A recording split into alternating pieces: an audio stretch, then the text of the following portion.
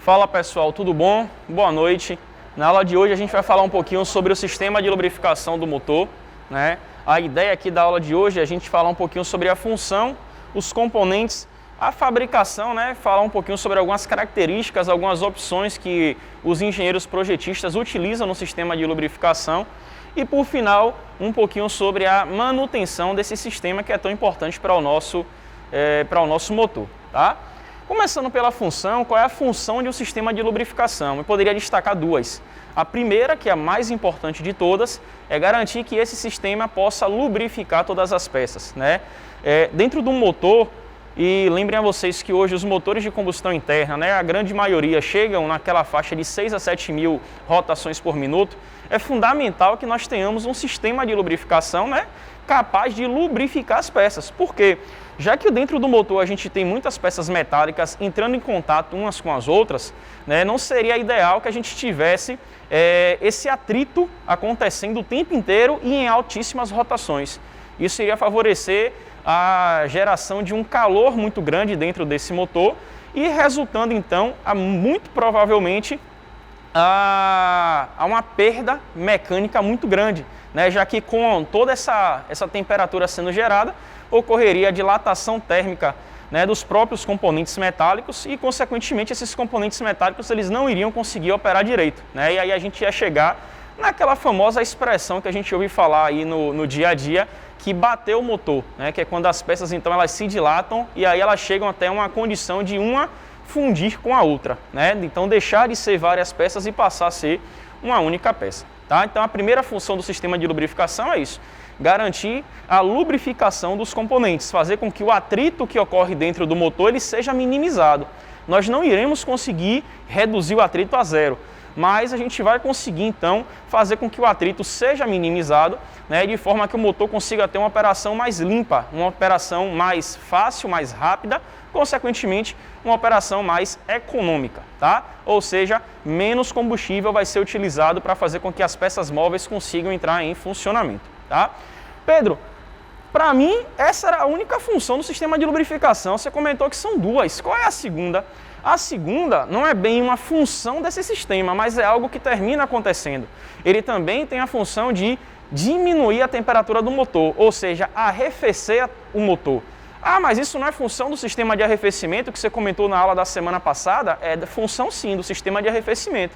Mas como o óleo ele vai entrar em contato com todas as peças móveis, ou a grande maioria das peças móveis, ele termina favorecendo esse tipo de troca de temperatura. Então ele também auxilia na redução da temperatura do nosso motor, beleza? Então falamos aqui das duas principais funções desse cara, né? Eu fiz aqui, pessoal, um sketchzinho, né? A gente vai chegar a observar isso nos nossos motores hoje, mas eu fiz um sketchzinho com os componentes. O primeiro componente de um sistema de lubrificação é o reservatório, né? E esse reservatório, essa bacia de óleo, ela recebe o nome de cárter. Ela é a parte inferior do nosso motor e é ela que armazena aí todo o nosso óleo que está presente aí no motor. O segundo componente é o próprio óleo, não é verdade? Como o óleo está dentro do cárter e é ele que circula, é o fluido que circula pelo motor, ele também faz parte do nosso sistema. E é esse cara que a gente constantemente precisa fazer a sua manutenção, tá? Mas isso vai ser assunto para o nosso último tópico. O nosso terceiro ponto é o famoso cara chamado pescador de óleo. Esse é também chamado de pré-filtro de óleo, né? O que é um pré-filtro? Um pré-filtro não é o filtro principal, é aquele que vai reter algumas impurezas antes de chegarmos no filtro principal. Então o pescador de óleo ele trabalha como um pré-filtro, fazendo com que algumas impurezas metálicas elas fiquem retidas aqui no próprio cárter. Que impurezas metálicas são essas? Os próprios grãos de metal, né? As limalhas de metal que vão saindo do motor à medida que o sistema ele vai funcionando, tá certo?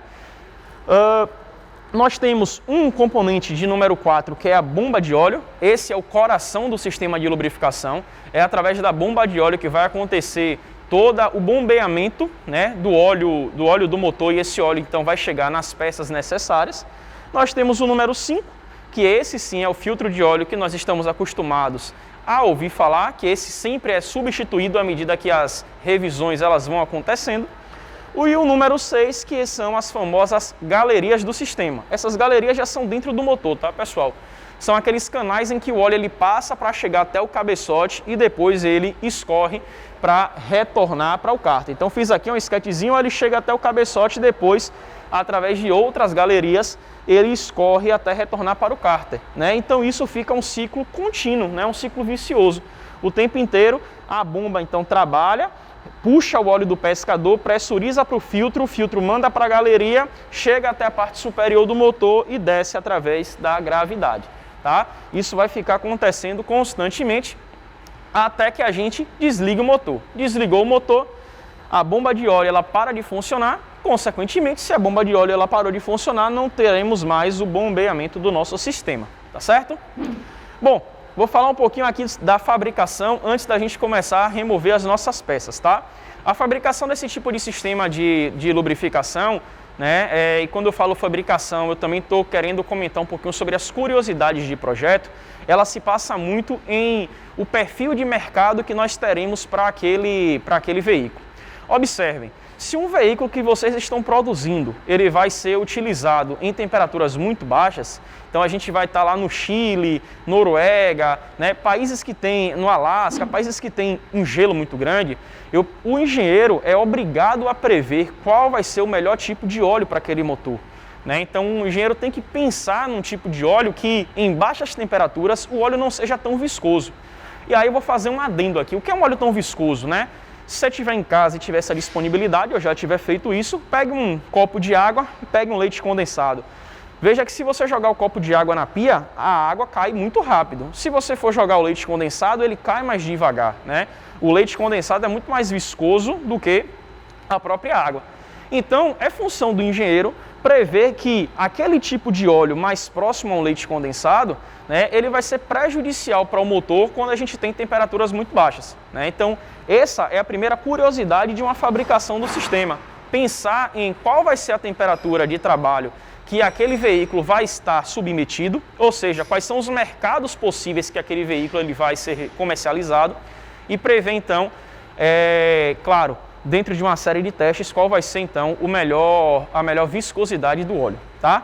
E o comentário de fabricação, esse nós iremos fazer quando desmontarmos o motor e verificarmos a posição que a bomba de óleo ela pode se situar, tá? A gente vai observar a posição mais comum, que é acoplada ao virabrequim, na frente do virabrequim, e uma posição que é utilizada geralmente em motores que têm números de cilindros ímpares, né? Que é para poder forçar a um balanceamento mais efetivo do nosso virabrequim, já que motores de cilindros ímpares, né? Eles não têm contraforças balanceando na hora que o movimento de ascendência dos pistões e descendências de outros estão acontecendo.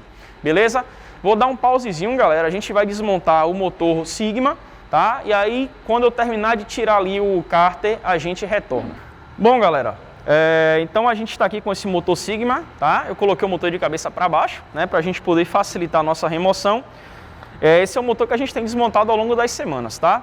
A gente vai remover aqui o cárter, depois iremos, né, observar um pouquinho aqui, ó, que temos aqui o filtro de óleo e a nossa bomba de óleo está posicionada aqui nesse lado, né? Então aqui, ó, removido os parafusos do cárter, né? Eu removi aqui, ó, todos esses parafusos que tem aqui na lateral. E aí um comentário que a gente já pode fazer aqui do cárter é o seguinte, né? Para aplicar um cárter em um motor, percebam que ele está com aspecto escuro, né, nas suas extremidades aqui, nessas bordas. Esse aspecto escuro ele é decorrente a uma cola que é utilizada, tá? Você sai até um pedacinho aqui, ó.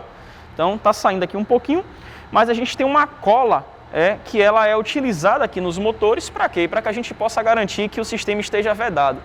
Pense vocês aí, se essa bacia, né, se esse reservatório de óleo ele fica cheio de óleo, o motor está trabalhando há diversas horas, há várias horas, pense no motor de embarcação, pense no motor que é para ser aplicado em geradores, o motor está lá trabalhando há muito tempo, então o óleo nesse sistema ele também está quente. Cada vez que o óleo fica mais quente, ele fica mais fino, então ele consegue passar por folgas, não é verdade? Então as folgas que o óleo consegue penetrar,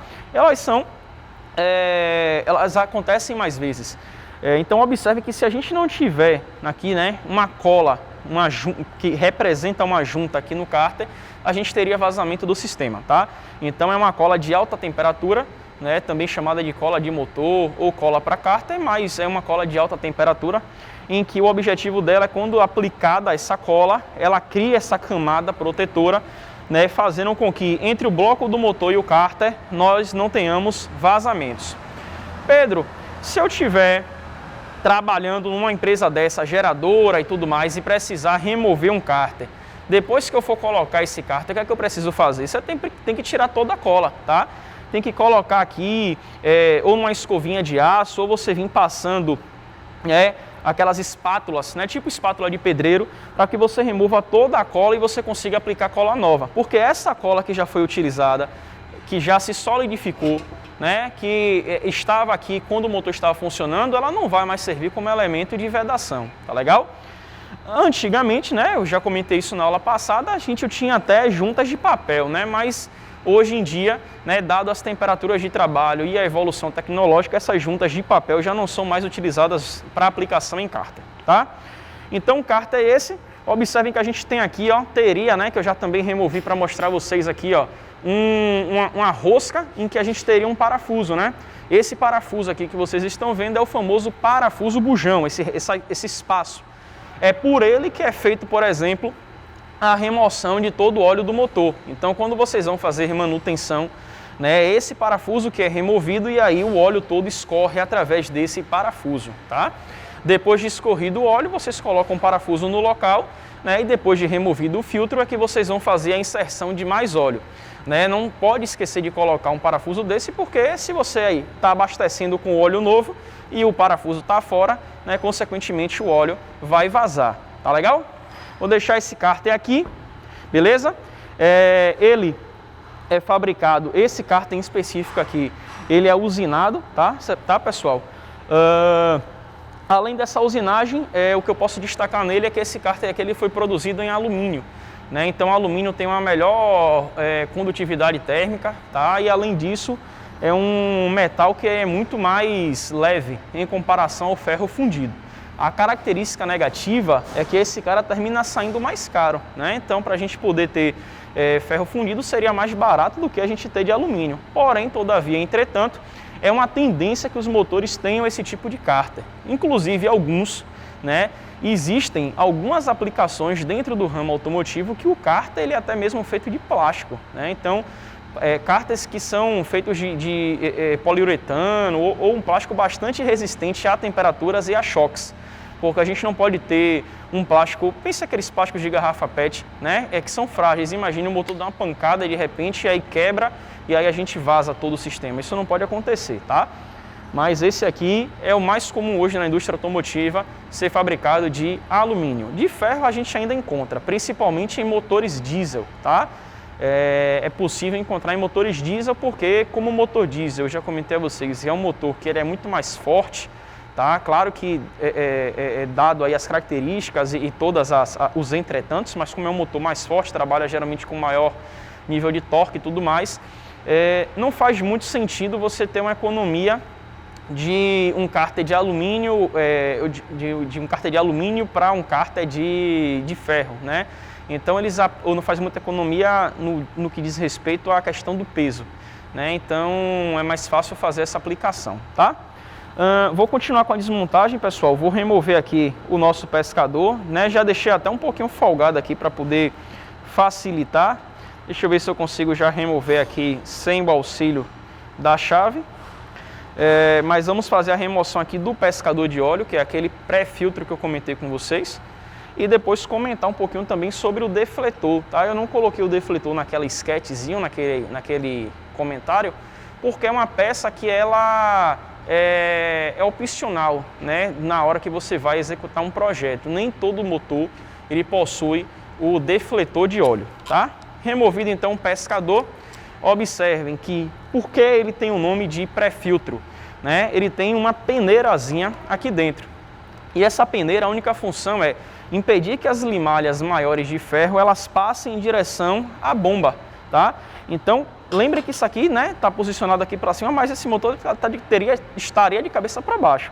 Então, quando o óleo ele é absorvido pelo pescador, essa primeira peneira que tem aqui, ela impede que elementos metálicos maiores eles passem em direção à bomba, porque, consequentemente, a bomba teria algum tipo de problema, né, no seu funcionamento.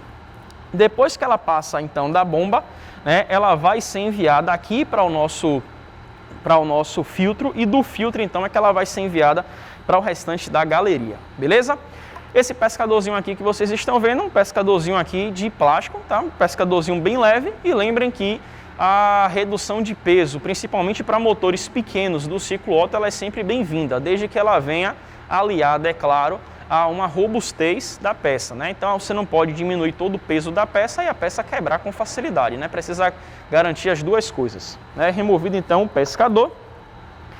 E chegamos então agora no nosso defletor de óleo. O defletor basicamente é uma chapazinha de óleo, conhecida também como quebra-onda de óleo. O que é que esse quebra-onda ele faz? Imaginem vocês que o motor está aqui no plano, o carro está no plano, né? E de repente vocês vão subir uma ladeira. Então vocês sobem uma ladeira, o carro então ele fica inclinado. Ou descem uma ladeira e o carro também fica inclinado, né? Vejam que esse movimento, né, de gangorra, ou subindo uma ladeira ou descendo uma ladeira, né, faz com, ou até mesmo eu poderia destacar, não é o principal, mas até mesmo em curvas, né, na hora que você faz uma curva, né, você tem uma força de sloshing jogando o óleo para uma das direções aqui, você faz com que em algum momento possa ocorrer uma deficiência na, como é que eu posso dizer a vocês, na admissão de óleo lubrificante através do pescador que vai enviar para a bomba. O que é que eu estou querendo falar? Imagina que você dirigisse durante, sei lá, uma serra que tem duração de 2 horas para você chegar da base até o cume, né? Só subindo, subindo, subindo. E o motor trabalhando o tempo inteiro assim. Se, dependendo do projeto, não houvesse esse defletor, o que é que terminaria acontecendo? Todo o óleo lubrificante se concentraria na parte de baixo e aqui, onde a gente teria a admissão do óleo, né? Onde isso aqui abastece o óleo para a bomba, né? Ele não teria o que pegar de óleo. Então, durante vários momentos, já que eu falei que eram 2 horas, né? Claro, sendo aqui extremo, durante 2 horas o motor ele trabalharia sem óleo. Então, isso seria bastante prejudicial por conta de todos aqueles pontos que eu falei no início da nossa aula. Para esses casos, né, é necessário então fazer a aplicação de um defletor de óleo. Esse quebra-onda ele vai impedir que todo o volume de óleo seja deslocado para um ponto. E como ele tem esse aspecto aqui, ó, né, de uma barreira metálica, ele vai conseguir concentrar parte do óleo, né, sempre presente aqui no nosso pescador, fazendo com que então, mesmo com inclinação, né, não seria inclinação para cima, mas mesmo subindo uma ladeira ou descendo uma ladeira, a gente não tenha deficiência do nosso sistema, tá? Como eu antecipei a vocês, nem todo motor precisa desse pescador, desse defletor, apesar de que é muito comum a sua utilização, tá bom? Bom, e aqui, pessoal, né, por final a gente tem a nossa bomba de óleo que está presente aqui nesse ponto, beleza?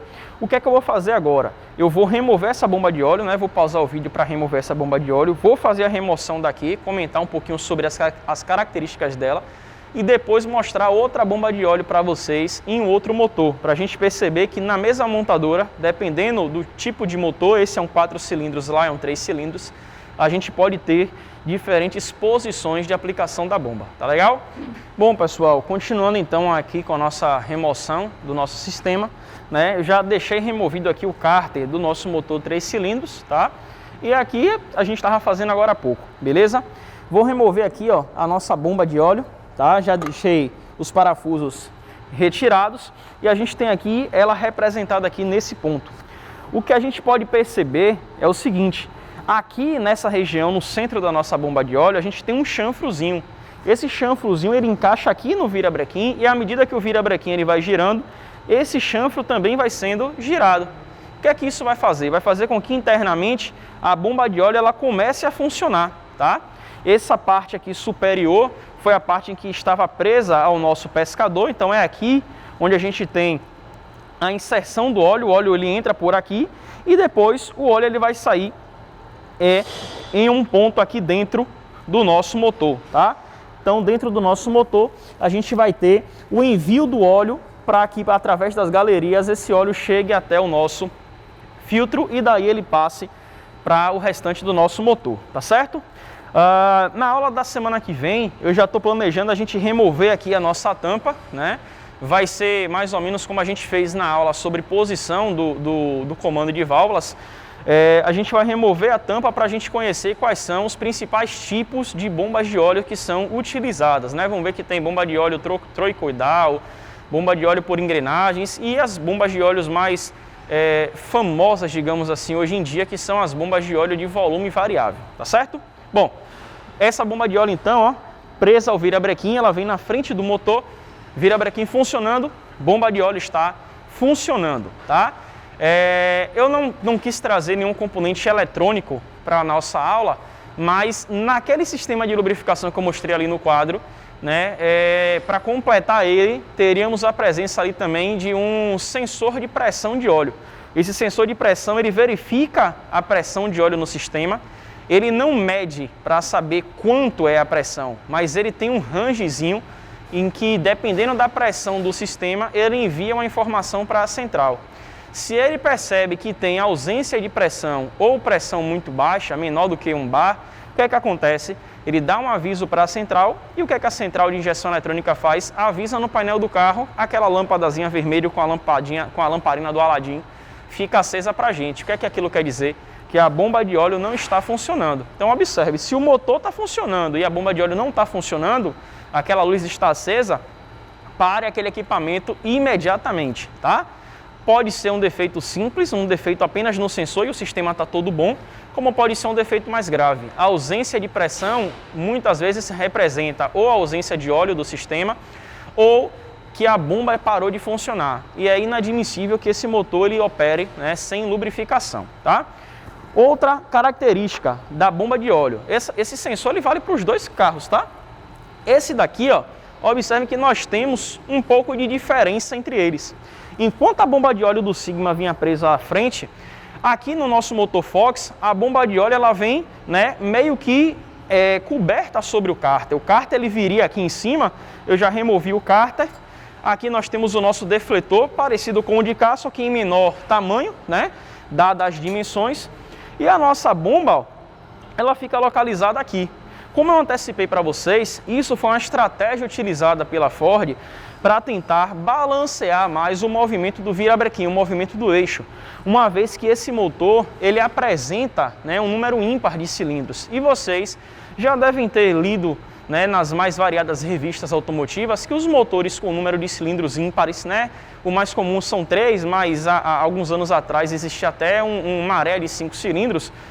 São motores que têm uma vibração bem característica, então são motores que fazem uma vibração diferente e muitas vezes, para aqueles motoristas que estavam acostumados apenas a motores silenciosos, eles acham que o motor está com algum tipo de problema, né? O coxim está com problema, o motor está com problema, né? Então, para reduzir um pouco essa vibração e para não precisar utilizar um eixo balanceador, um eixo de contramassa, foi aplicado então aqui essa bomba de óleo, né, neste ponto, tá? Uma característica importante dela é o seguinte, essa bomba de óleo, diferente da de cá, ela não tem aquele chanfro no centro, né? Vejam que primeiro ela tem essa capa de plástico, eu vou remover essa capazinha aqui, ó.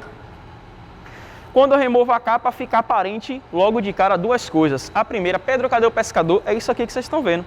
O pescador, nesse caso, foi incorporado junto à bomba de óleo, né? Então foi uma estratégia utilizada pelos engenheiros que foi bem benéfica nesse caso desse motor, tá? Qual é o segundo ponto para a gente poder perceber? Observem, pessoal, diferente do que a gente percebe na maioria dos motores, essa bomba de óleo, ela é uma bomba de óleo que ela é movimentada por uma correia, né? Então essa correia aqui que vocês estão vendo é um tipo de correia chamada de correia lubrificada ou correia úmida, né? É uma correia que ela trabalha imersa no óleo, banhada no óleo, e por conta disso, né, a vida útil que essa correia possui é extremamente alta. Em algumas literaturas técnicas, os especialistas eles estimam que a vida útil de uma correia como essa ela pode chegar em até 200 mil quilômetros. O que é que eu estou querendo dizer com vocês? que durante a vida desse motor, muito provavelmente essa correia jamais precisará ser trocada, né? Então é um tipo de artifício, né, que deu uma vida útil e uma durabilidade muito grande para esse sistema, tá certo? Então a gente tem essa correiazinha, essa correia ela vai ligada diretamente aqui à polia do virabrequim, então a gente tem uma polia na bomba de óleo e uma polia aqui no virabrequim, tá? Que está atrás aqui dessa polia maior. E aí a gente tem aqui a presença da nossa correia, tá? Polia não, tá, pessoal? Engrenagem, né? Polia é lisa e aqui é a engrenagem que ela tem esses dentinhos que estão pegando aqui a nossa correia do óleo, né? A correia essa daqui, vou deixar ela um pouquinho para baixo, né? E aqui, ó, tá, né, a nossa engrenagemzinha, beleza? Então, é isso, galera. A aula de hoje eu queria mostrar para vocês um pouquinho do sistema de lubrificação como um todo e das diferenças que nós podemos ter. E eu estou planejando aqui na aula então da semana que vem a gente conseguir fazer uma remoção da nossa bomba de óleo e a gente literalmente, né, abrir a bomba de óleo. Então observar como é o mecanismo interno de funcionamento e depois de observado o mecanismo interno de funcionamento, a gente fazer alguns outros comentários sobre o que é a utilização de um flushing oil, quando é que ele é necessário, o que é que acontece se o óleo trabalhar durante muito tempo e não for removido, tá? Então, na semana que vem, nós continuamos com a nossa aula de lubrificação. E aí, se atentem aí ao final do vídeo, né, ou aí mesmo no Google Class, para a nossa atividade que vocês vão fazer hoje, tá legal? Espero que tenham gostado. Precisando de alguma coisa, com qualquer dúvida, podem postar no mural, podem me enviar um e-mail, tá certo, pessoal? Por hoje é só. É isso daí, uma boa noite.